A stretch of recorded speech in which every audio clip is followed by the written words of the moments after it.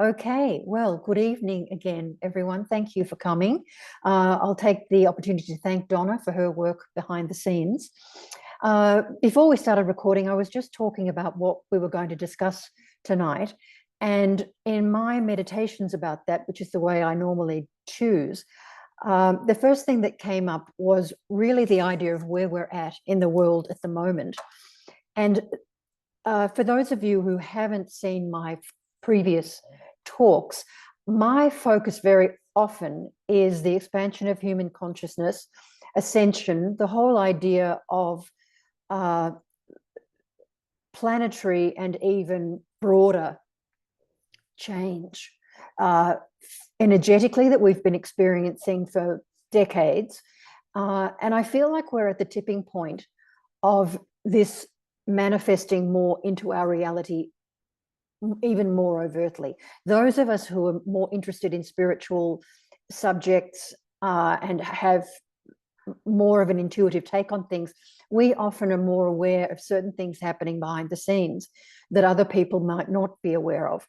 But I do believe that, it feels to me almost like the facade of a movie set that's degraded and it's just starting to crack and crumble and it's just going to fall away and a whole other reality is going to be born. Does anybody relate to that idea? Just by show of hands? Absolutely. Thank you. Thank you.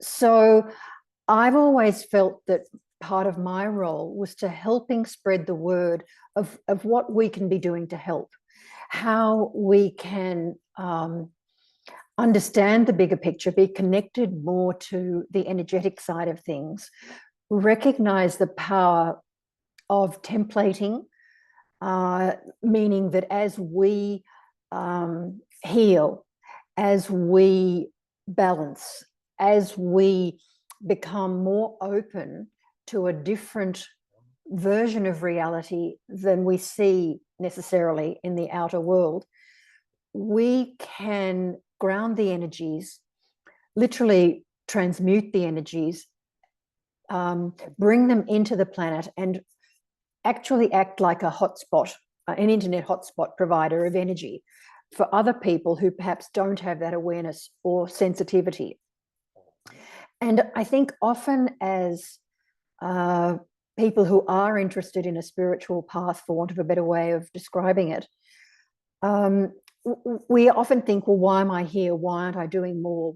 What can I be doing? We have, and because we are sensitive people, we tend to have self-doubt as well as, a lot of issues. And we've often incarnated into quite difficult circumstances to basically create templates out of those circumstances, because where we, again, can heal, transcend, raise our vibration, transmute, for example, past life trauma, present life trauma, however you want to look at it, and so many more things. That's just an example. We basically created an energetic template for other people to follow in our pathway. But we also sort of create a holding space with all the connections that we have, family, friends, work, even just going about our daily lives. We probably all had those experiences where you're in a supermarket and you might attract people, or you realize that just by being kind, by a lot of different things, you have an impact on people. And so I always want to affirm that reality, because I really do think in some respects, if we did nothing else but that's a huge contribution. But coming around to sort of new information for tonight, I do feel that we are at that tipping point, and that when certain foundational concepts, principles, however you want to look at it, start falling away, people are going to find it very hard. We've generally had many years to develop our consciousness, to clear and heal and learn, and have a perspective that helps us stay grounded, that helps us with our emotions, all of that kind of thing. And I think it's going to be difficult for a lot of people when the only reality they've known starts falling away. Now, I think that's already happening and has been happening, but it's a process of like an onion with many layers. So I thought it would be useful to talk about where we're at in all of that, how we're feeling. I wasn't sure. Normally we have some new people who perhaps need more information about the ascension process and where we're at. But just to begin, does anybody feel like sharing where they feel they are at in the ascension process, or new experiences they've had, or any feelings about the outer reality, for example?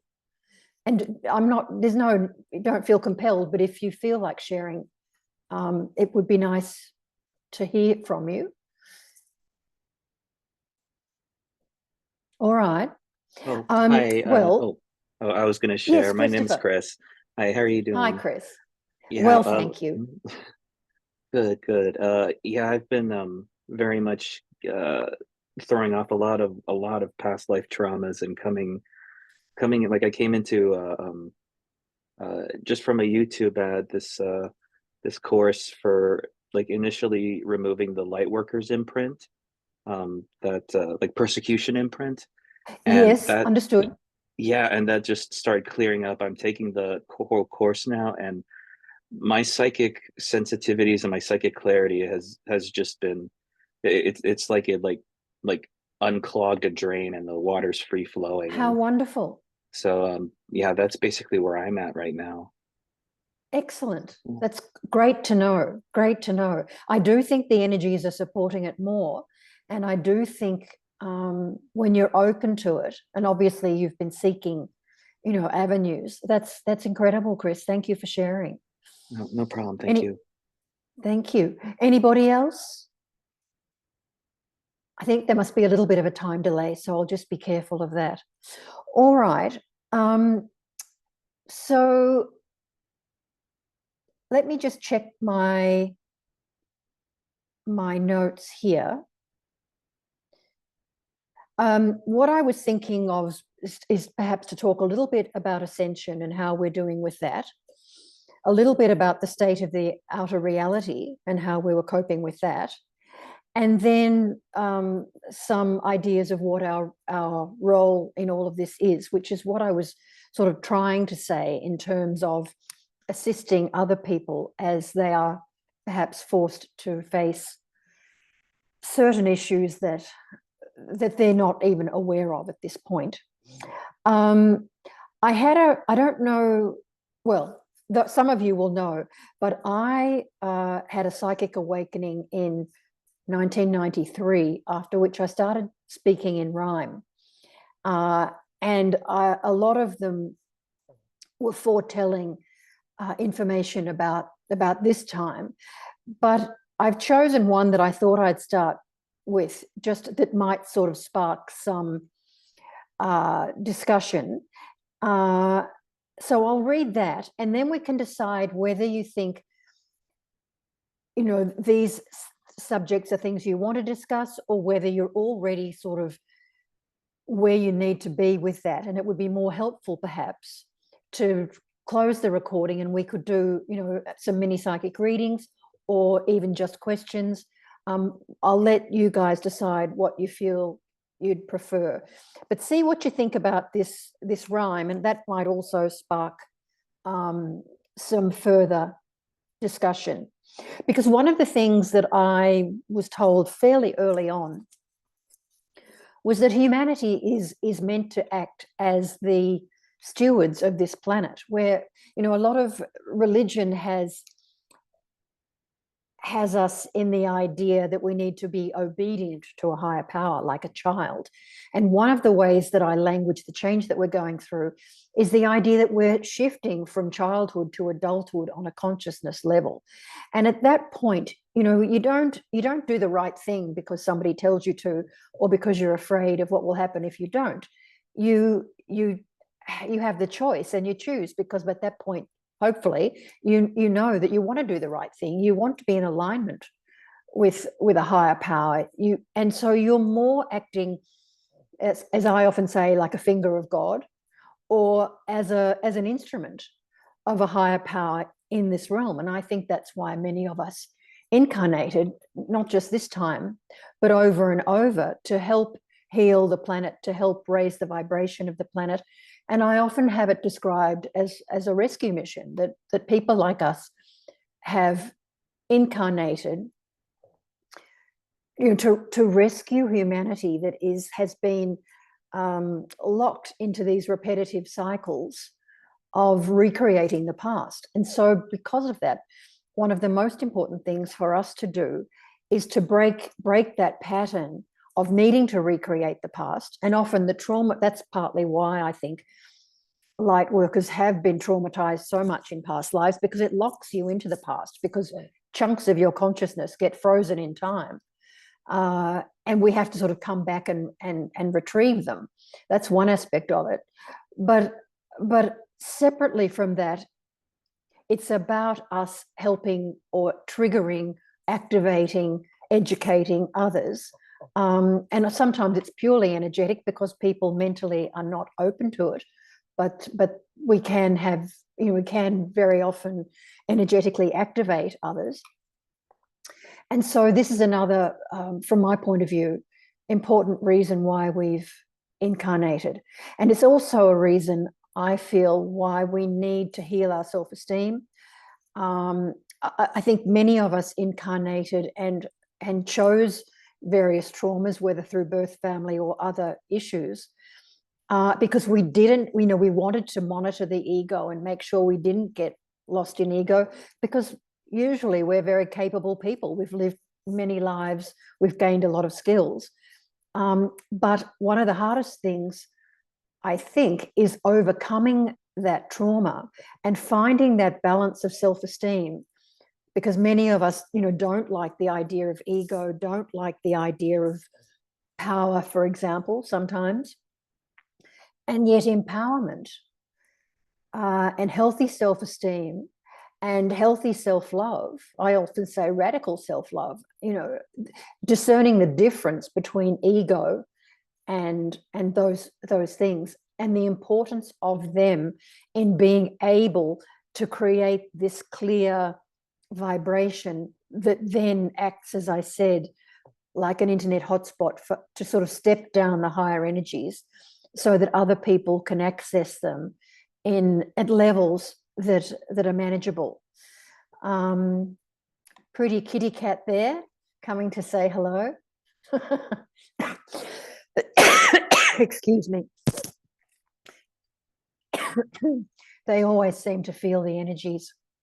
I apologize. I get a little bit of asthma at this time of the year, and I tried to dose myself up so it wouldn't happen, but so I just need to breathe a little. So let me read this rhyme, having given you that background, and we'll see if this sort of triggers any response from you. So it's called The Natural Process of Creation. A void filled, a canvas painted, a problem solved, a duality resolved, a union of opposites, achieving a composite, creating a new and hence pushing through former barriers of reality to a new modality or thought or form that over time becomes the norm, to be reborn again and again, over and over, coming up clover as the new energy demands exposure. Sorry, my camera's going off. Of anything unreal. It peels back the curtain on the artificial version of the life we've been living, carelessly giving our power away, but no more. Delve down to the core, find your true essence, that inner presence, and let it shine forth. Own your true worth and enjoy the freedom to reign over your kingdom. It lives within. So begin and learn by doing, no more chewing on the past and what went wrong. Sing a song of the now and you'll learn how to create at will, such a rare thrill. Prime the pump and get ready to jump. Feel your talent and live hell-bent on staying focused. Create a locus of clear intention, the reinvention first of yourself. Gain that wealth, then share it with all who can heed the call for the collective rebooting at the end of the looting. The directors yelled cut, no and, if, or but. So what I mean by that, to me, this is very of the time, because there has been a looting. There's been on so many levels. I mean, obviously this is in some ways intended to be a light-hearted way of looking at it, but we are rebooting. We're rebooting the planet. We're rebooting reality. And there's no if or but and or buts about it. It's time. And I really do feel that we're at the tipping point of that. And so creating the new becomes the imperative. And yet it's so challenging not to kind of, through habit, through fear, through so many different things, to expect what we've had before. And so I like to talk a lot about training ourselves to expect something different. Because if we can't do it, how are we going to expect anybody else to do it? And I think if you start looking at things like the news, things like television, you know, a lot of it is really sort of acculturating us, playing on fears, getting us to sort of expect what's happened before. And because we as humanity are the ones with the creative imagination and the powerful connection to God, source, the all that is, however you want to think of that, we're the ones who really are forging this path. And as light workers who are more awakened, among others, to this reality, it really is incumbent upon us to focus on, for example, the power of intention. Now, I don't want to be preaching to the converted here or seeming like I am. I imagine these are things that you've all already figured out, but I suppose it doesn't hurt to go over it and talk about it. You know, the power of intention. I'm finding this in my life often, where I'm sort of almost following more of a formula to remind myself, what am I intending in this moment? And as I stop and do that, the impact on the other side has been really quite remarkable in very small ways and in very big ways. You know, even from thinking about something you'd like to find personally or for the household or whatever, and it just comes across your path without you even having to go look for it. So that's one thing. The other thing I often like to talk about is the concept of power. I think women often have an issue with power and empowerment, thinking that it means manipulation or that it means power over. But exercising the power of your consciousness, the power of your intention, the power of your energy is hugely beneficial in life. And that is also something that trauma interrupts, because we get dumbed down, we become fearful, we become limited by our experience. But in my travels, I often find, now maybe that's younger people more than people, if you don't mind my saying, a little older as we are, but that's another potential stumbling block. What else did I have listed? I'll just have a quick look.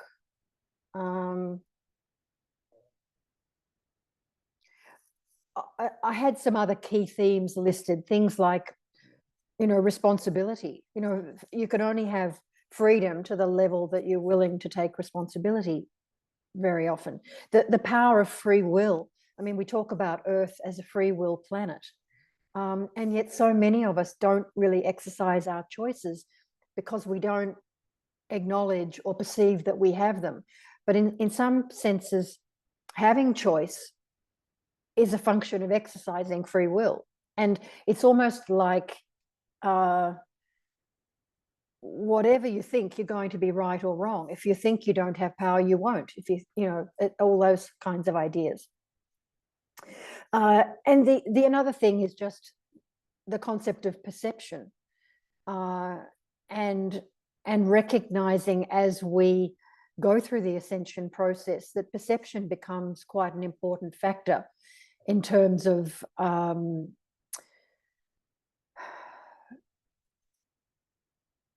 where you're looking from. You know, certain things can apply on a 3D level that are nullified on a higher level, and vice versa. Excuse me for coughing. Anyway, these were some of the things I was hoping to start more of a discussion about. But I'm thinking at this point, can you let me know? I'm just intuitively feeling that each of you is more advanced on the path, and it might be more helpful to do some questions and answers, to do some small psychic readings. Does anybody have an opinion of what they would prefer?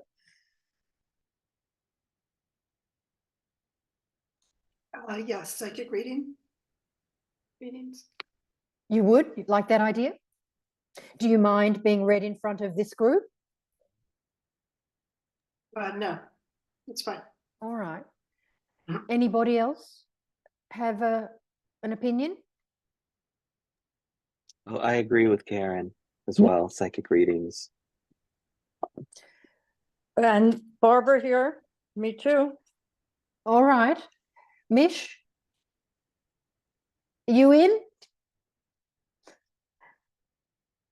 We'll wait and hear from. I'm so yes, sorry. All right. No, it's quite all right. The lovely thing is normally it's a larger group and it's not possible to do this kind of thing. But when we do have just an intimate group, why not? And to be honest with you, when I was planning what I was going to talk about, every time I was thinking of subjects, I kept getting interference, as though I was going to end up channeling or something different than what I was imagining was going to happen, which is kind of why I'm thinking, okay, that's what was meant to happen. So, all right, then, Donna, could we stop the recording then, please?